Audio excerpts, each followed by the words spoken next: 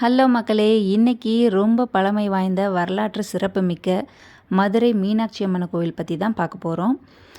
சேர சோழ பாண்டிய மன்னர்களை பற்றியெல்லாம் நம்ம நிறைய படிச்சிருக்கோம். அந்த பாண்டிய மன்னன், அதாவது குலசேகர பாண்டியனால் கடம்ப வனத்தை அழித்து கட்டப்பட்ட இந்த கோவில் தான் கிபி 14ஆம் நூற்றாண்டுக்கு பிறகு சரி செய்யப்பட்டு 17ஆம் நூற்றாண்டில் நாயக்க மன்னர்களால் இந்த பிரம்மாண்ட வடிவம் கொண்ட மீனாட்சி அம்மன் கோவிலை கட்டப்பட்டிருக்கு. மீனாட்சி அவதாரத்தை பற்றி புராண வரலாறு என்ன சொல்லுதுன்னா, பாண்டிய மன்னன் மலையத்துவஜன் அப்புறம் காஞ்சன மாலை இந்த தம்பதியருக்கு தவத்தால் 3 தனங்கள் அப்படின்னா மார்பகங்கள், செஸ்ட் பிறந்த குழந்தை தான் தடாதகை. அந்த குழந்தைய தான் நாம் இப்போது மீனாட்சி அம்மனாக வழிபட்டுட்ருக்கோம்.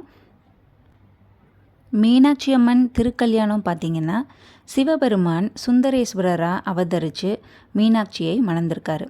திருமணத்துக்கு பிறகு 2 பேருமே மதுரையை ஆண்டதாக ஐதீகங்கள் சொல்லுது. இந்த கோவிலோட கட்டிடக்கலை சிறப்புன்னு பார்த்திங்கன்னா 14 நுழைவாயில் கோபுரங்களை கொண்டு கட்டப்பட்டிருக்கு. இதில் தெற்கு கோபுரம் மட்டும் ரொம்ப உயரமானது, அதாவது 160 அடி கொண்டது. கோயில் வளாகத்தில் இருக்கிற பொற்றாமரை குளமும் ஆயிரங்கால் மண்டபமும் ரொம்ப பிரசித்தி பெற்றவை. சிவபெருமானோட 64 திருவிளையாடல்களுமே நடந்த திருத்தலமாக இந்த கோவிலை போற்றப்படுது.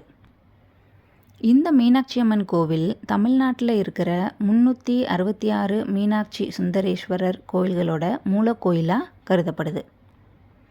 மீனாட்சி அம்மன் கோவிலோட முக்கியமான திருவிழாக்கள்னு பார்த்திங்கன்னா சித்திரை திருவிழா தான் இங்கே ரொம்ப சிறப்பாக கொண்டாடப்படுது. ஏப்ரல் மாதத்தில் கொடியேற்றி கிட்டத்தட்ட ஒரு 10 நாட்கள் நடைபெறுது. ஓகே மக்களே, உலகத்தில் இருக்கிற கோவிலுங்களோட ஹிஸ்ட்ரியையும் திருவிழாக்களையும் பற்றி தெரிஞ்சுக்கணுன்னா கீழே கமெண்ட் பண்ணுங்கள். நாளைக்கு வேறொரு வீடியோவில் பார்க்கலாம். எல்லோரும் சந்தோஷமாக இருப்போம், நல்லாவே இருப்போம். பாய்.